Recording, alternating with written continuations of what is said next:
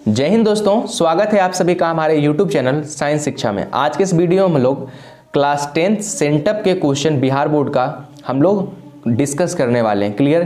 तो इसमें हम लोग ऑब्जेक्टिव क्वेश्चन का 1 से लेकर 40 तक डिस्कस करेंगे। नेक्स्ट वीडियो हम लोग 41 से लेकर 80 तक डील करेंगे। क्लियर? ठीक है।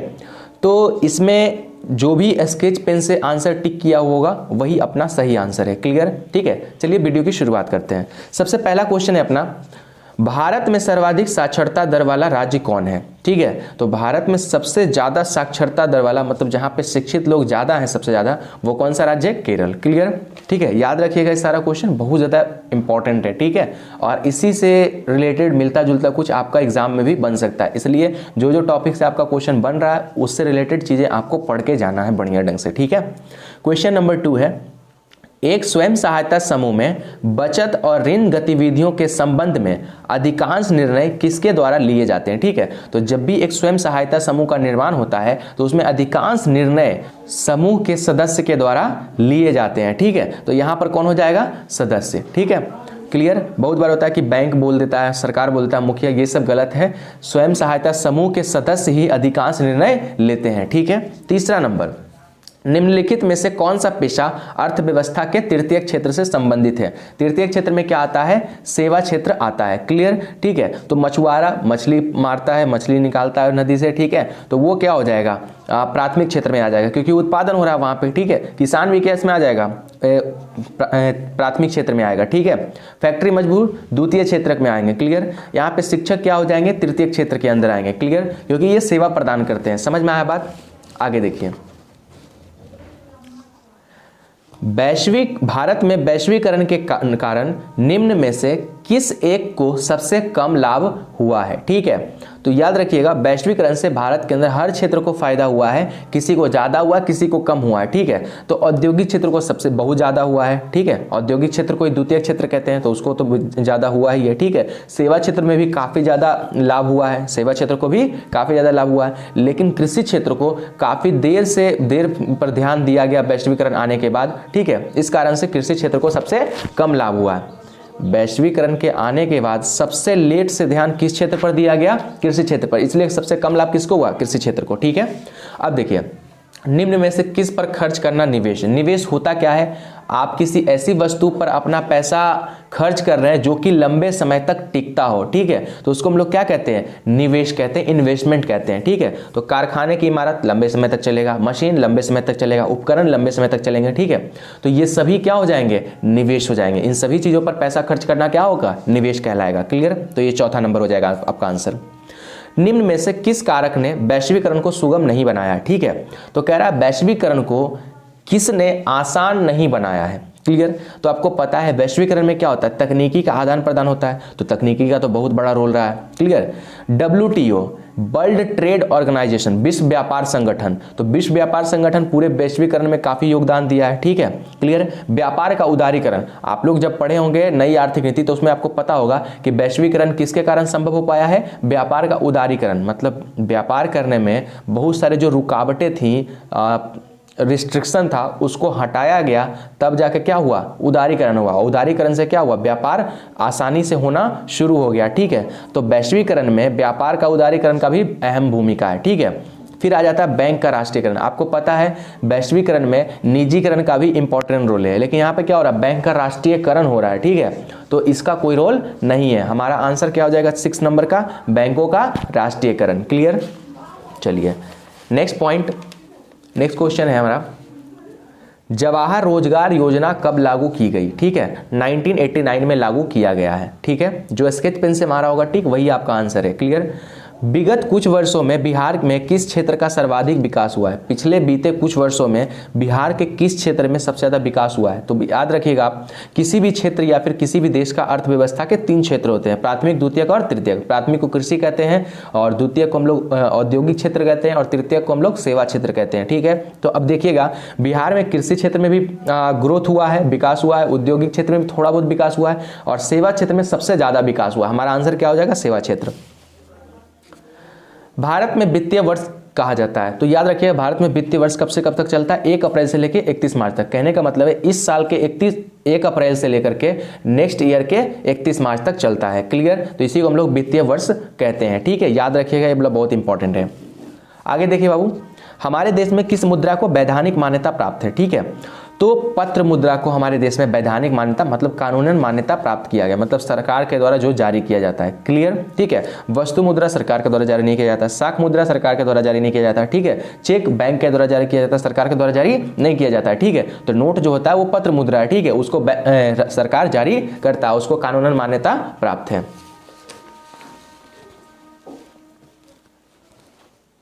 अब देखिए क्वेश्चन नंबर 11, इंग्लैंड की मुद्रा क्या है? डॉलर। क्या है? डॉलर। ठीक है, 12 नंबर, मुद्रा का प्राचीनतम रूप क्या है? वस्तु मुद्रा। ठीक है, आपको याद होगा शुरुआत में वस्तु के माध्यम से वस्तुओं का लेन देन होता था। ठीक है, तो वस्तु मुद्रा सबसे प्राचीनतम रूप है। क्लियर? चलिए क्वेश्चन नंबर 13, भारत में सर्वाधिक वर्षा वाला स्थान कौन सा है? तो वो क्या हो जाएगा? चेरापूंजी। ठीक है, क्लियर? बहुत सारे बच्चे कंफ्यूजन में मासिन राम मार देते हैं, आपका आंसर क्या होगा? चेरापूंजी। लेटराइट मृदा का रंग क्या है?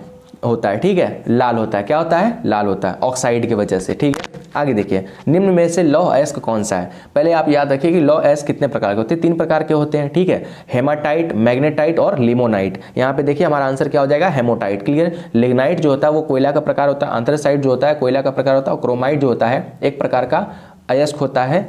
ठीक है, अब देखिए, इंदिरा गांधी नहर कहाँ है? राजस्थान। ठीक है, क्योटो सम्मेलन किस देश में आयोजित किया गया था? जापान। ठीक है, क्योटो सम्मेलन के साथ साथ आपको प्रथम पृथ्वी सम्मेलन कब और कहाँ हुआ था, द्वितीय पृथ्वी सम्मेलन और तृतीय पृथ्वी सम्मेलन कब और कहाँ हुआ था, ये सारी चीजें आपको याद रखनी है। ठीक है, क्योंकि यहाँ से क्वेश्चन बन सकता है। अब देखिए 18 नंबर, भारत का पहला परमाणु ऊर्जा केंद्र कहाँ स्थापित किया गया? ठीक है, तारापुर, मुंबई में तारापुर में जगह। ठीक है, सोपानी कृषि प्रचलित कहाँ पे? तो सोपानी कृषि अक्सर पहाड़ी क्षेत्रों में किया जाता है, जहाँ पे पहाड़ी ढलान होते हैं। ठीक है, क्लियर? अब देखिए सोपानी कृषि में किया जाता है, क्या किया जाता है? तो पहाड़ी ढलानों पर सीढ़ी नुमा आकृति बनाई जाती है, उस पर खेती करी जाती है। ठीक है, तो हमारा आंसर क्या हो जाएगा? उत्तराखंड। निम्न में से कौन प्रायद्वीपीय भारत की नदी है? कृष्णा नदी हो जाएगी। ठीक है, विश्व पर्यावरण दिवस कब मनाया जाता है? 5 जून को। ठीक है, याद रखिएगा। रिहंद बांध, रिहंद बांध किस नदी पे है? ठीक है, तो वो रिहंद नदी पर है। ठीक है, और वो कौन से राज्य में है? उत्तर प्रदेश में है। ठीक है, अब देखिए, किस खनिज को उद्योगों की जननी कहा जाता है? लोहा को। ठीक है, भारत में सबसे बड़ा लौह अयस्क उत्पादक राज्य कौन सा है? कर्नाटक। याद रखिएगा, बहुत सारे बच्चे झारखंड मार देते, झारखंड कोयला के लिए। ठीक है, गोंडवाना समूह किसके लिए प्रसिद्ध है? कोयला के लिए। लोनार झील कहाँ है? महाराष्ट्र के अंदर। मानस अभयारण्य किस राज्य में स्थित है? असम। मानस अभयारण्य किस राज्य में है? असम में है। ठीक है, याद रखिएगा ये सब चीजें। पारादीप पतन किस राज्य में है? उड़ीसा। ठीक है, निम्न पतनों में से कौन भारत के पूर्वी तट पे है? मैंगलोर ये कर्नाटक के अंदर है। ठीक है, कोच्चि केरल के अंदर है, कांडला गुजरात के अंदर है, और ये सभी किधर है? पश्चिम साइड में है। पूरब साइड में कौन सा है? राज्य उड़ीसा, और उड़ीसा में कौन सा पतन है? पारादीप। अभी ऊपर हम लोग देखे हैं। ठीक है, तुम्हारा आंसर क्या हो जाएगा? पारादीप। अब देखिए, निम्नलिखित में से कौन नई आर्थिक नीति का अंग नहीं है? नई आर्थिक नीति के अंग के अंदर क्या था? एलपीजी। ठीक है, लिबरलाइजेशन, प्राइवेटाइजेशन और ग्लोबलाइजेशन। क्लियर? ठीक है, यानी कि उदारीकरण, निजीकरण और वैश्वीकरण। ठीक है, तो यहाँ पे देखिए वैश्वीकरण, निजीकरण और उदारीकरण ये नई आर्थिक नीति के अंग हैं, लेकिन यहाँ क्या पूछ रहा है? नई आर्थिक नीति के अंग नहीं है, तो वो क्या होगा? राष्ट्रीयकरण। जवाहरलाल नेहरू पतन कहाँ स्थित है? महाराष्ट्र के अंदर। ठीक है,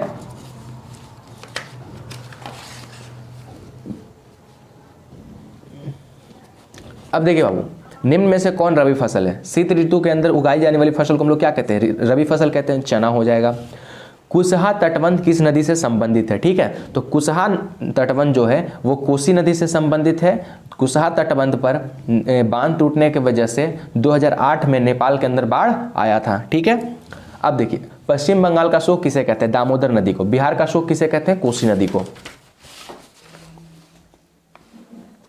भोपाल गैस त्रासदी किस प्रकार की आपदा थी? मानव जनित आपदा थी। ठीक है, मानवीय कारणों से जो आपदा उत्पन्न होती है उसको हम लोग क्या कहते हैं? मानव जनित आपदा। क्लियर? तो यहाँ पे भोपाल गैस त्रासदी में जो हुआ था वो किसके कारणों से हुआ था? मानव के कारणों से हुआ था। ठीक है, इसलिए उसको हम लोग क्या कहते हैं? मानव जनित आपदा कहते हैं। ठीक है, अब देखिए, भूकंप संभावित क्षेत्रों में भवनों की आकृति कैसी होनी चाहिए? आयताकार। कैसी होनी चाहिए? आयताकार, क्योंकि आयताकार जो होता है भूकंप अवरोधी घर होता है। ठीक है, अब देखिए सूखे की स्थिति किस प्रकार आती है? धीरे धीरे आती है, एकाएक सूखे की स्थिति नहीं आती है, धीरे धीरे आती है। क्लियर? ठीक है, जब लंबे समय तक बारिश नहीं होती है और आपके पास पानी उपलब्ध नहीं होता तो आप क्या कहते हैं? सूखे की स्थिति उत्पन्न हो चुकी है। सरदार सरोवर बांध किस नदी पे बना है? ठीक है, नर्मदा नदी पे, याद रखिएगा।